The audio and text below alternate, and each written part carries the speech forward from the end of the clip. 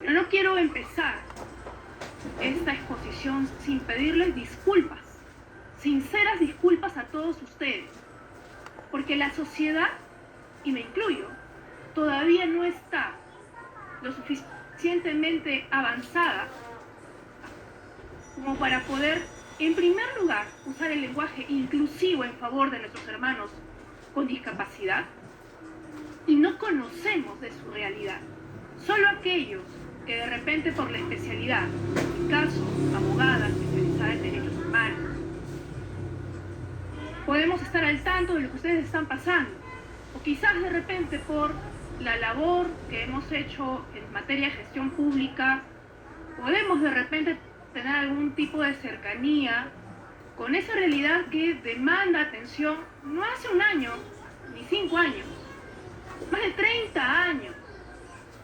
Desde que yo trabajé en el Ministerio de la Mujer y Poblaciones Vulnerables, cuando existió aquella primera oficina que estaba orientada a tratar, a abordar la situación de las poblaciones vulnerables, como era el caso de las personas con discapacidad y las personas adulto mayor.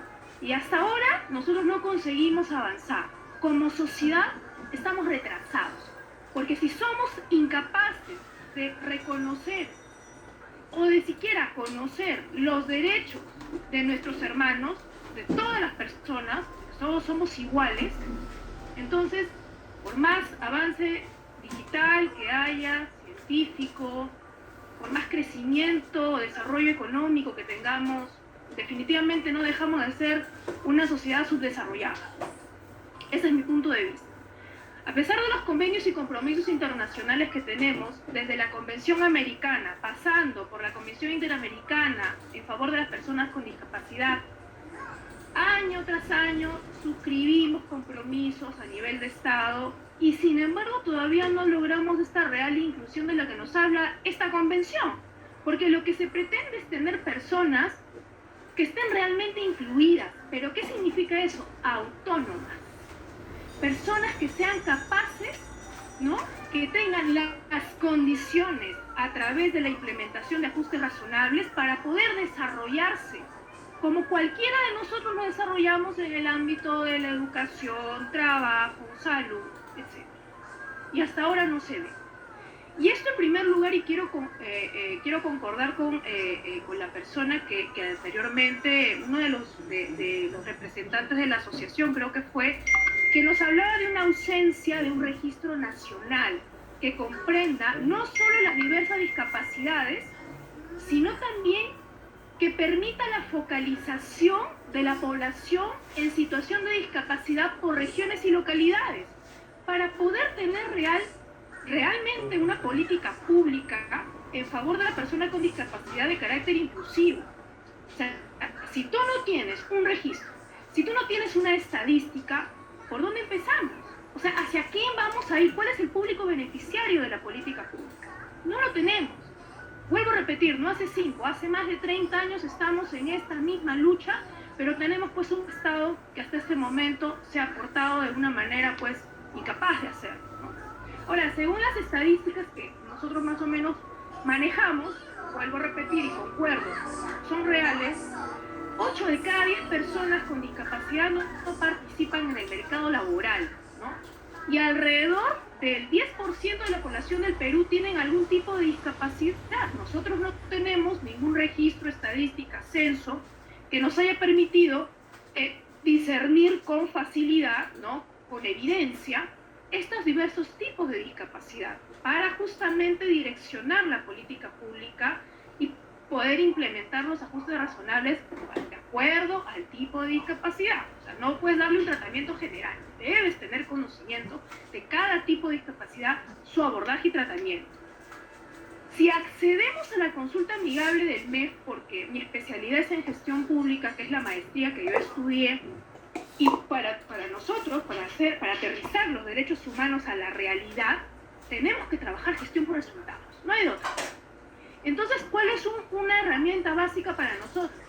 Esta ventanita de consulta amigable del MEF. ¿Qué nos da esa ventanita? Esa ventanita nos dice cómo se está orientando el presupuesto público en los diversos sectores, cómo se va ejecutando, y hasta dónde vamos a ejecutar. Y a partir de eso tú puedes lograr establecer la calidad del gasto público, ¿no?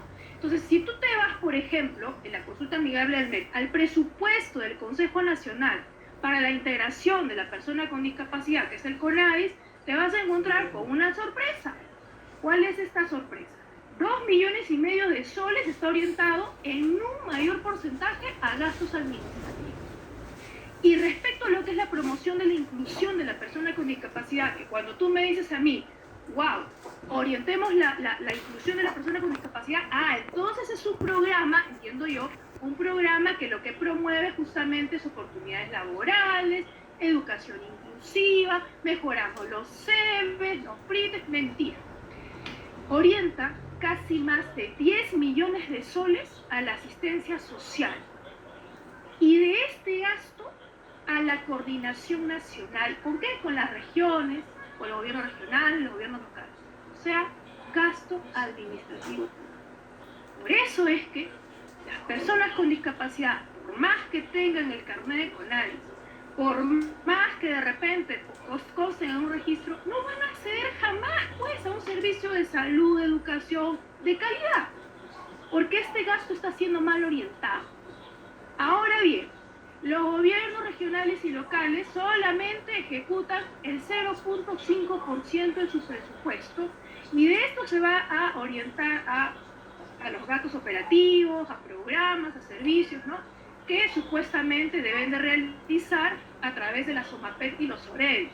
Que dicho sea de paso, la gran cantidad de estos OMAPES y OREDIS están pues abandonados, no hay un presupuesto que los sustente, y si lo hay, como he dicho, se van gastos operativos, es decir, te pago la planilla, te pago la implementación de la oficina, el alquiler, ojo, el alquiler, porque no son bienes ni siquiera de propiedad del Estado, tal como pasa con el local de CONADIS. Si es que alguno después de mi intervención me podría decir si ya ese local es propio, porque hasta donde yo tenía entendido, que era el año pasado que pude hacer una investigación, era alquilado, eso también es gasto que muy bien podría ir en favor de la persona con discapacidad.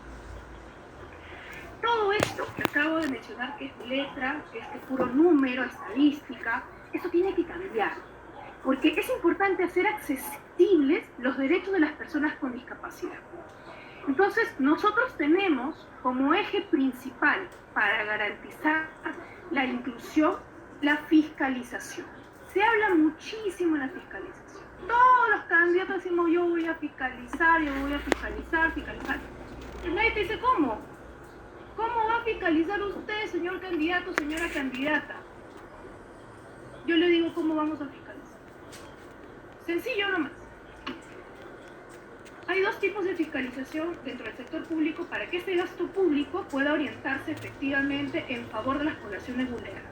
El primero, y todos lo conocemos, es el control, el Sistema Nacional de Control, liderado por la Contraloría General de la República, y a partir de ahí se establece pues un sistema a través de auditorías internas, auditorías externas, ¿verdad? La Contraloría, señores, en este momento no tiene facultad sancionadora y no está implementándose el control simultáneo en las adquisiciones, compras y contratación. Una forma de promover la fiscalización va a ser, señores, que yo, dentro de la ley de personas con discapacidad, incluya el rol de la Contraloría con este control simultáneo para hacer realidad esa fiscalización. Pero no quedamos ahí. Nosotros los parlamentarios, bueno, ya me siento parlamentaria, mil disculpas, los parlamentarios, los congresistas, tienen un reglamento parlamentario. Dentro del reglamento parlamentario existe un capítulo que se llama control político. Dentro del control político existe entre sus funciones la fiscalización de bienes y recursos públicos del Estado. ¿Qué podemos hacer ahí? Bueno, vamos a reorientar esa fiscalización. Vamos a crear una comisión especializada para el tema de personas con discapacidad y poblaciones vulnerables, que no existe porque todo se concentra en la Comisión de la Mujer, y créanme que yo también he trabajado en el Congreso, se dispersa la temática y no se puede dispersar cuando el enfoque va a ser inclusivo. Y ahí lo que vamos a hacer es trabajar justamente la fiscalización, pero creando una secretaría técnica en la comisión, para que esa secretaría técnica autónoma que esté conformada por un secretario técnico, por concurso público nombrado, no cualquiera, especialista en la temática de discapacidad, y de preferencia que sea una persona con discapacidad, pueda intervenir en la elaboración de los proyectos de ley.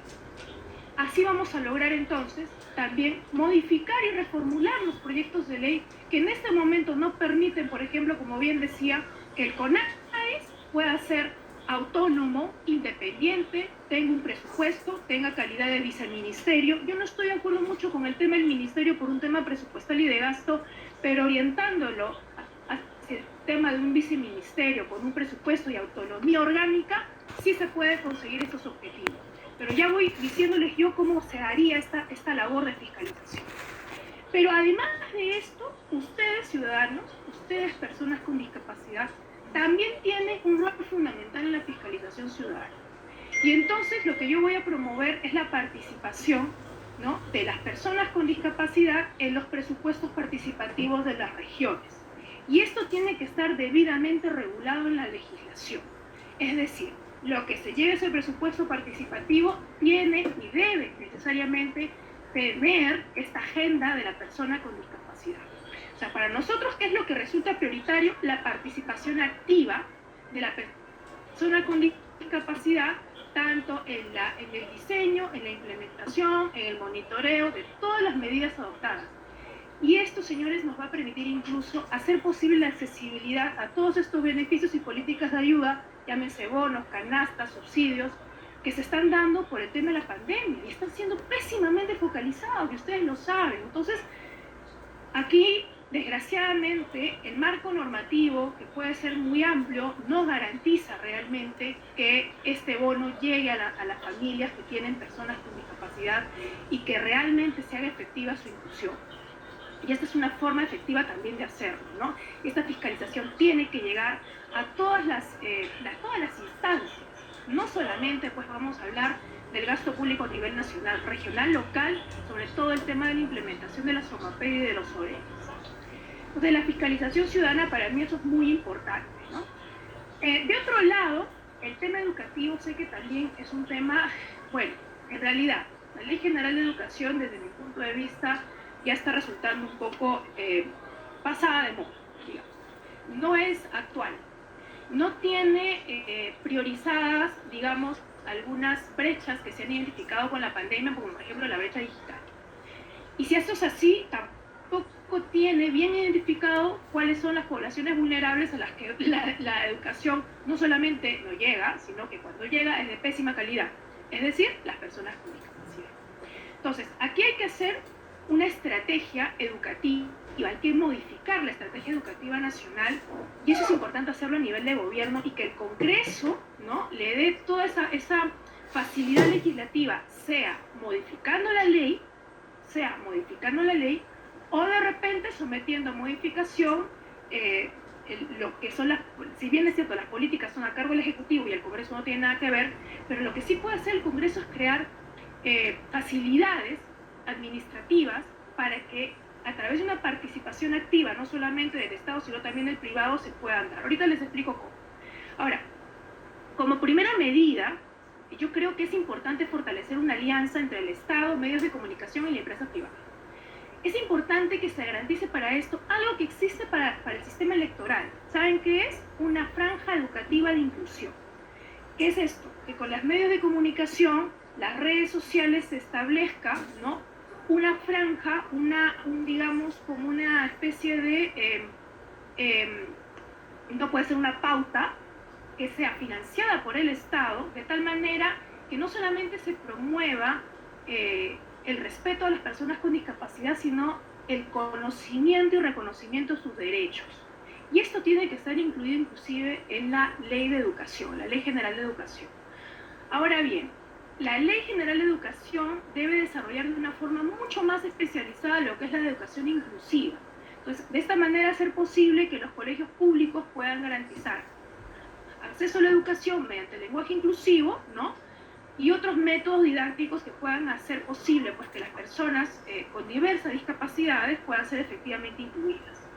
Además, yo creo muchísimo también en una política de inclusión por impuestos. Esto existe en otros países, si bien se podría ya implementar acá, es decir, a partir de las asociaciones público-privadas con beneficios tributarios podemos tener más escuelas inclusivas bien implementadas, que no solamente te brinden accesibilidad en infraestructura, sino también en los métodos de enseñanza, en la metodología de enseñanza, en las herramientas didácticas, ¿no?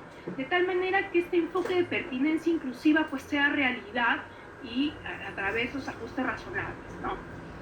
Además, se hablaba acá del fortalecimiento de la beca inclusión. Bueno, esta beca inclusión el año pasado ha tenido, lo lanzaron con bombos y platillos, creo que fueron no sé cuántas becas, pero fueron muy poquitas para el tema de la educación universitaria y técnica.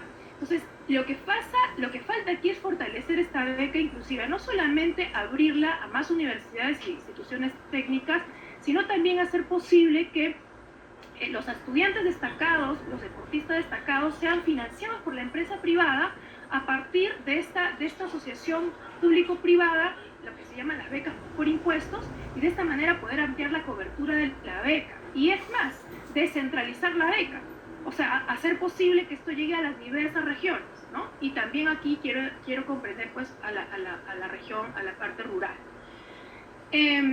Había escuchado también un poco de la situación de los PRIPES, ¿no? De este programa de intervención temprana, y también, bueno, de los CEBES, los Centros de Educación Básica Especial, que cuando yo estaba en el Congreso trabajando en la Comisión de Educación pude darme cuenta que definitivamente uno están en estado de abandono, todos son poquísimos, no existen muchos, creo que son 90, no más, creo que a nivel de Lima, metropolitana y provincia, en el caso de los PRIPES. Y en el caso de los CEBES creo que son 360 y algo más públicos, y no sé si son 50 o 60 privados, o sea, poquísimo. Para la demanda educativa es poquísimo. Entonces, aquí yo creo que se puede fortalecer también esta fiscalización del gasto público orientado a esta educación básica especial que está siendo dejada de lado. O sea, una parte de la problemática es la pésima focalización u orientación del gasto público, y hay que reorientarlo, y ahí es donde entramos los congresistas de la mano con la Contraloría. Por eso el control simultáneo a partir de la modalidad de concurrente, ¿no? Que es este acompañamiento desde el inicio hasta el final, cuando se van a hacer los contratos, el tema de las compras, etcétera, para ver que esto se esté destinando de manera adecuada. En el caso de lo que es el tema del empleo, yo había detectado, bueno, definitivamente también el tema del presupuesto que estaba destinado a este fomento del empleo temporal, también tenía pues una muy mala focalización, ¿no? Y aparte, el CONADIS, bueno, yo también voy por la idea de que el planteamiento que el CONADIS sea autónomo y que sea liderado por una persona que pueda ser elegida, no sé si con voto popular, pero de repente sí con representación plena de personas en situación de discapacidad, y que tenga esta labor conjunta con el Ministerio de Trabajo, no solamente supervisión, ¿no? Sino que también a partir del informe del CONADIS, que este informe se ha tomado en serio, que el Ministerio a partir de SUNAFIL y SERVIR puedan sancionar efectivamente a aquellos que incumplen, por ejemplo, el tema de la cuota laboral. Y a mí se me había ocurrido, respecto al tema de la cuota laboral, amparada justamente en los compromisos internacionales de derechos humanos que tiene el Estado peruano, los conocemos muy bien, y por lo tanto las cuotas no resultan para nada disparatadas, al contrario, hay que fortalecerlas. ¿Por qué? Porque si tú quieres incluir población vulnerable, necesariamente tienes que abrir el campo, la cancha, y permitir que ellos, al participar, puedan demostrar realmente todas sus capacidades. Entonces, yo pensaba incrementar la cuota de 3% a 5% en el caso de los trabajadores en el sector privado. ¿Y por qué incrementarla? Y ustedes me dirán, pero ¿cómo así? Porque usted un día se levantó y quiso hacer 5%. No, porque el sector privado tiene otra mecánica, otra mentalidad. Si tú propones incentivos tributarios al privado, lo que va a hacer definitivamente es ampliar esa política. Y entonces, a través de beneficios tributarios, inclusive, esa cuota puede ser progresiva en el sector privado. Eso, el canje es el beneficio tributario. Entonces, De hecho, que el privado va a querer, a cambio del beneficio tributario, crear más cuotas para poder incluir ahí a las personas con discapacidad. Entonces, hay que entender también esta mecánica de cómo funciona la inversión privada, ¿no? Bueno, nos ha invitado el día de hoy una asociación de artistas, de personas con discapacidad. Sé que el hecho de solamente tener este afán, este espíritu artístico, yo creo que contribuiría mucho inclusive a la educación del país, porque conozco artistas con discapacidad realmente que son sensacionales. El arte de las personas con discapacidad visual es hermoso. Hay muchísimas ferias que se dan, desgraciadamente, y vuelvo a repetir aquí, los gobiernos locales y regionales no lo proveen mucho, pero donde se puede vender el arte de estos artistas. Pero uno no quiere solamente eso. Fíjate tú, nosotros tenemos un programa que se llama Invierte Perú, y ahí es donde supuestamente se abre este programa también para los emprendedores. Mi propuesta es que hay un porcentaje, una cuota, para que pueda modificarse esa ley e incluirse esta posibilidad, ¿no? Y incluirse también una cuota en la participación de producciones audiovisuales y otro tipo de beneficios que sean orientados siempre al desarrollo del arte, ¿no? Y bueno, finalmente yo creo que la labor de este Congreso que entra, en primer lugar, se debe concentrar a una fiscalización exhaustiva, pero bien hecha, no palabreando, ¿no? Una fiscalización utilizando las herramientas que nos da la ley, utilizando las herramientas que nos da el propio legislativo y su reglamento, ¿no? Y conociendo bien el Sistema Nacional de Control. Entonces, también dentro de mis propuestas está incluir el tema de la ventanilla virtual accesible ciudadano, que significa que a partir de esta ventanilla que el Congreso puede implementar en sus páginas web y en apps que pueden estar al alcance de cualquier celular, el ciudadano puede ver la labor de fiscalización del congresista. Y de tal manera que el mismo ciudadano, mañana más tarde, al ver que ese partido vuelve a postular, ya no lo vuelven a elegir, porque vas a poder tú visualizar la labor de fiscalización de ese congresista desde que entró hasta que se... Y eso es importante también para nosotros, ¿no? Bueno, finalmente, simplemente decirles que el partido Perú Patria Segura sí tiene esta perspectiva de inclusión de la persona con discapacidad. Nosotros tenemos a Graciela Cárdenas, que es una candidata con el número 11 con discapacidad auditiva, y tenemos también a Yanina Reyardo con discapacidad motora, que está también en el número 17, que son activas candidatas que se han involucrado muchísimo en la vida política, y concuerdo, por supuesto, en esta propuesta que tenía muy bien alcanzarnos, de que la cuota política también debe alcanzar a las personas con discapacidad, para que ellos puedan llevar a sus representantes que realmente sí los representen al Congreso de la República. Muchas gracias por esta oportunidad a todos ustedes. Señorita Sea, la verdad que usted ha explicado bien, en resumen, lo que se necesita. Yo soy profesor, he sido profesor de secundaria y soy contador, auditor. Mire, lo que usted ha hecho de fiscalizar a CONADIS, perfecto, porque la corrupción también llegó a CONADIS. Yo soy discapacitado de un pie, derecho. Y mire, ve, yo he formado mi asociación para ver lo que usted ha hecho en esos minutos, lo ha hecho todo. Lo que hay que fortalecer y darnos a nosotros una oportunidad. Por ejemplo, yo pienso que hay más contadores que saben de auditoría. Yo conozco Venezuela, Ecuador, y sé cómo se tiene que trabajar. Porque acá también va a haber personas discapacitadas que van a aprovechar esa situación. Y es perfecto lo que dice usted.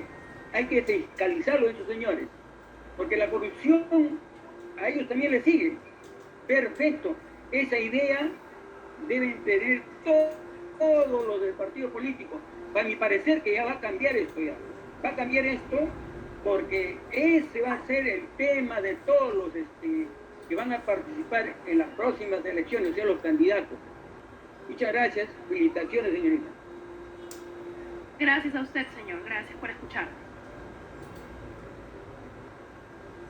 Correcto. Ahora tengo la pregunta del compañero Jorge Luis Polo, que me hace por interno, y dice, ¿no? En salud pública, ¿qué medidas de urgencia podría usted generar como proyecto de ley para salvaguardar la salud mental en nuestro país, ya que el bullying hace tanto daño a las personas con discapacidad? Efectivamente, ¿no? Al no tener nosotros de repente políticas inclusivas en el ámbito cultural educativo, se genera este tipo de animalversión a veces contra las personas con discapacidad. En consecuencia, al usted tener conocimiento de ello, ¿qué propuestas pudiera tener a favor de eso?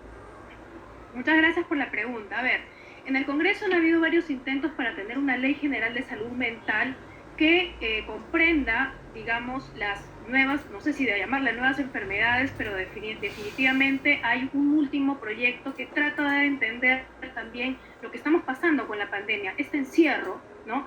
Que todos estamos sufriendo, que hemos sufrido, esta depresión económica, la ausencia de trabajo, nos afecta de manera especial, muy especial. Si esto es a nosotros, imaginemos pues a las personas vulnerables, ¿no? Muchísimo más, ¿no? Y poniéndome en la situación de las personas con discapacidad, pues mucho más. Entonces yo sí pienso aquí que no todo va en una ley general de salud mental, porque fíjese usted que en el tema educativo nosotros tenemos una gran ausencia, digamos un gran vacío con el tema de la violencia escolar, por ejemplo, el bullying escolar que se da, y son las personas en situación de discapacidad que son las principales víctimas de este sistema perverso. Ese sí se ve que tenemos, ese sí se ve, y se lo digo yo como abogada que ya he podido ver cómo funciona el sistema, es meramente administrativo. O sea, al que hace bullying, al que fomenta el bullying en el aula de clases, no le llega a pasar nada más que solamente una llamada de atención, de repente una reunión con los padres, pero la terapia psicológica que vendría a ser parte de este protocolo que se aplica con el CICB no se da en la realidad, no hay un seguimiento por parte de la institución educativa. Yo haría, eso sí, a partir de una ley que sea de la Ley General de Educación en el tema de la violencia escolar, que no existe, les invito a ustedes a poder revisarla, que exista un capítulo especial para la violencia contra personas con discapacidad, que es discriminación pura, y ese sistema CICB tiene que estar adaptado a las necesidades de la persona en situación de discapacidad. Tú no puedes hacer el mismo sistema para todos. Yo quisiera que ustedes accedan al sistema CICB si la persona con discapacidad visual, motora, si la persona con discapacidad auditiva puede moverse tranquilamente y cómodamente en el sistema CICB. No se puede. Tampoco están funcionando estos comités que se forman por los padres de familia, los docentes, las autoridades educativas para atender los casos de violencia escolar. Y eso tiene que funcionar y debe tener pertinencia inclusiva, es decir, debe necesariamente estar conformado por un padre de familia o madre de familia en situación de discapacidad.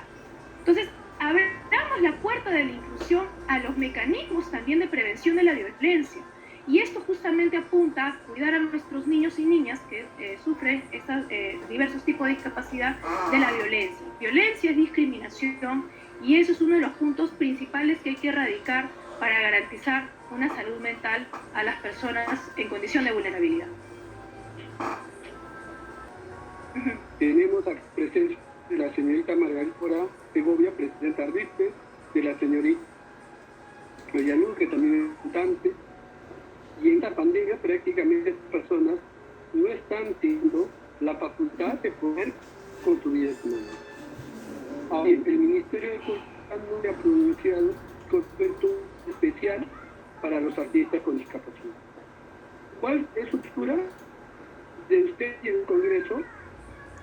¿Qué facilidad podría dar para ello? No solamente en un tema de pandemia, sino en futuras emergencias a nivel nacional, a nivel Lima, y más que nada, viendo la situación crítica general que pasan tanto los artistas con discapacidad como los artistas sin discapacidad.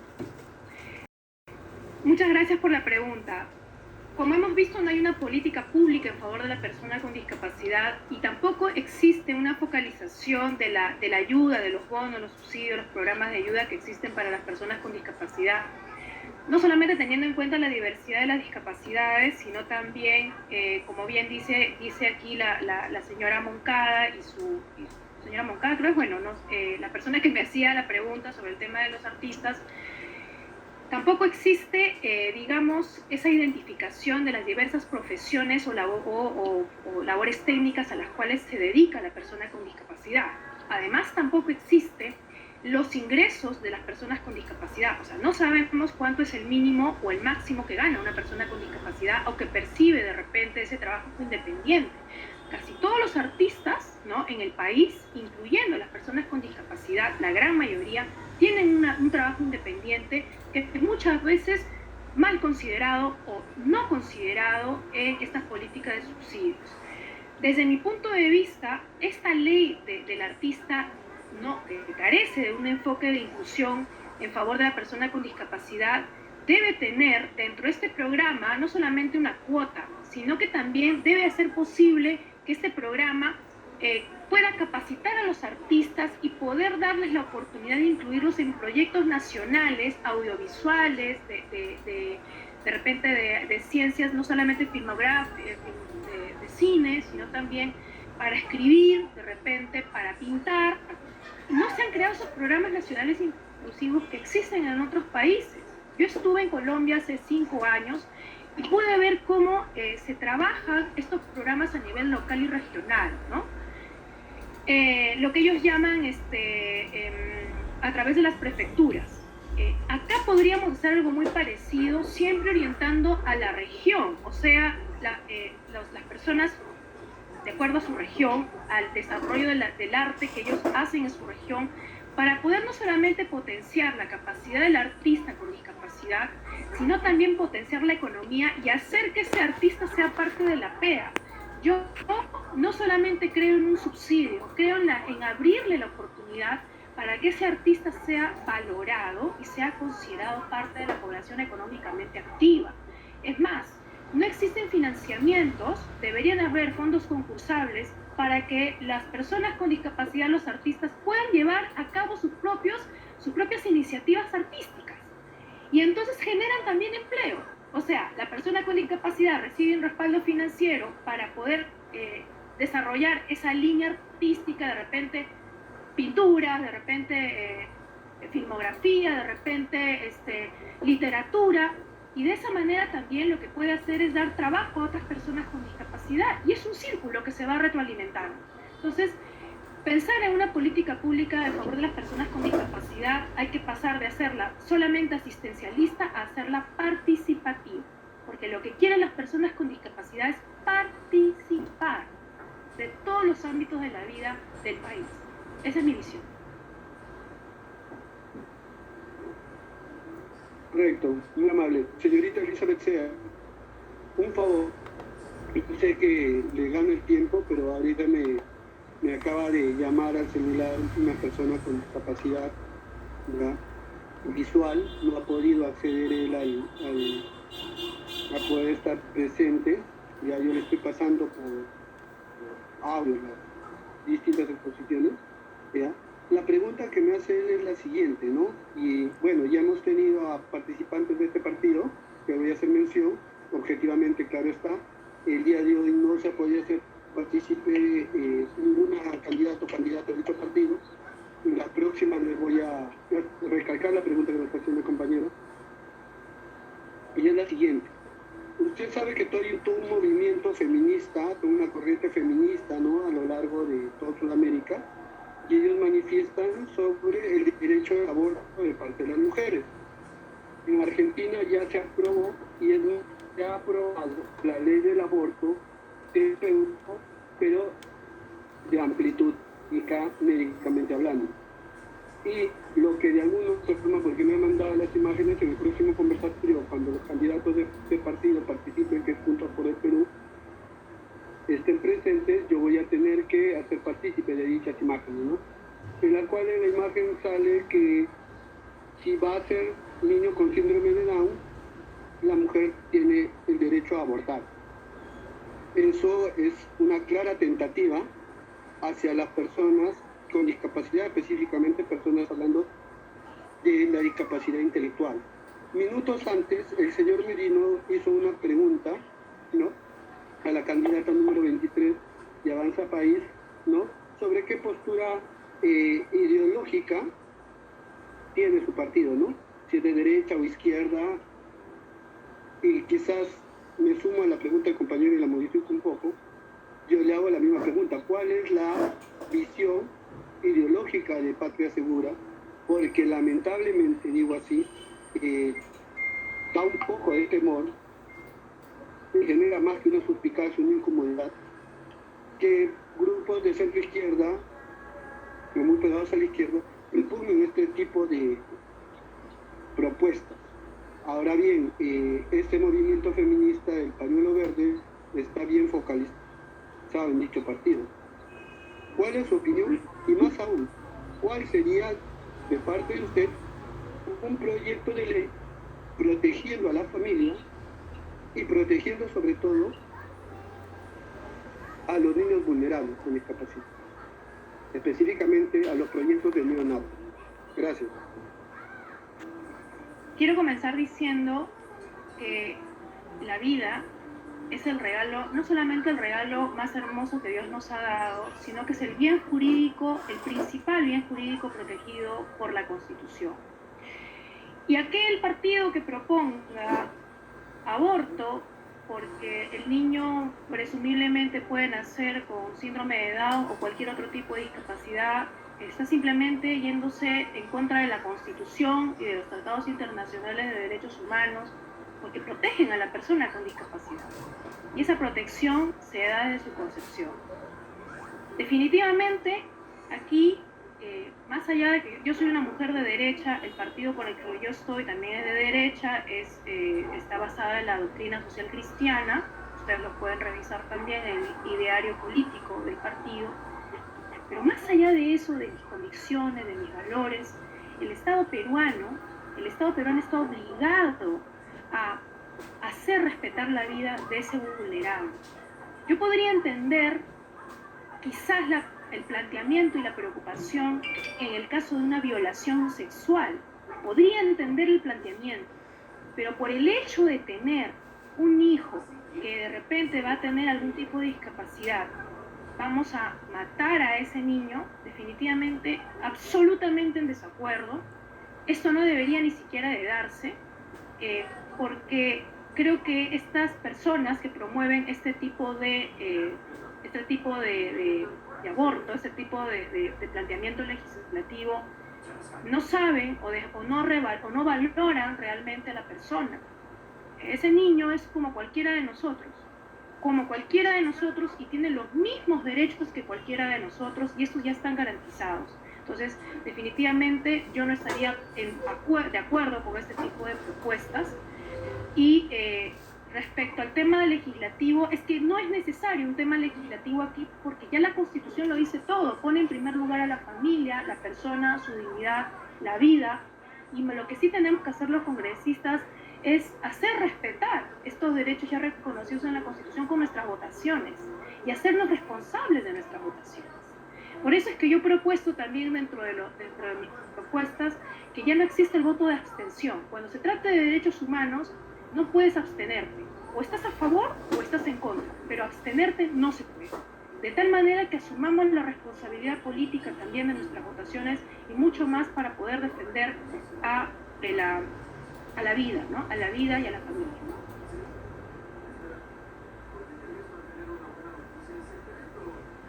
Muy amable, señorita Elizabeth Sea, en verdad, muchísimas gracias. La disculpa del caso por el tiempo, para usted y para todos los candidatos. Y entonces llegamos a un periodo de tiempo macro, porque como ustedes ven, la temática es bastante amplia, pero mucho más amplia es la necesidad que tenemos porque esto se ejecute para un crecimiento sostenido en favor de las personas con discapacidad. Hemos tenido compañeros con discapacidad a la señorita Elizabeth Sea, con el número 3 de Patria Segura, e invito a ustedes, y a los demás candidatos a participar en un segundo conversatorio. Muchas gracias, le dejo el micrófono para que de sus últimas palabras, no de despedida, no creo, solamente por esta ocasión. Chao. Bueno, sencillamente agradecerles la oportunidad que hemos tenido, que no solamente he tenido yo, sino también de poder escuchar a las demás candidatas mujeres que posiblemente lleguen al Congreso, y y a partir de este escenario comprometernos con ustedes para defender sus derechos y promover legislación y fiscalización que sea en pro de desarrollarlos y no de erradicarlos. Creo que eso es lo principal, lo fundamental. Además, esto contribuye también a renovar la política, a hacer de la política una política responsable. Yo soy la candidata número 3 del partido Perú Patria Segura. Aquí el señor me dice que soy primo hermano del partido Hernando de Soto. Para nada, no somos primo hermano de ningún partido. Tenemos una propia ideología política y creo que al escucharme también se habrán dado cuenta que mis propuestas son abismalmente distintas a las del partido del señor Hernando de Soto y a los demás partidos. Así que muchísimas gracias por la confianza y la oportunidad. Gracias, señorita Elizabeth Sea. Antes de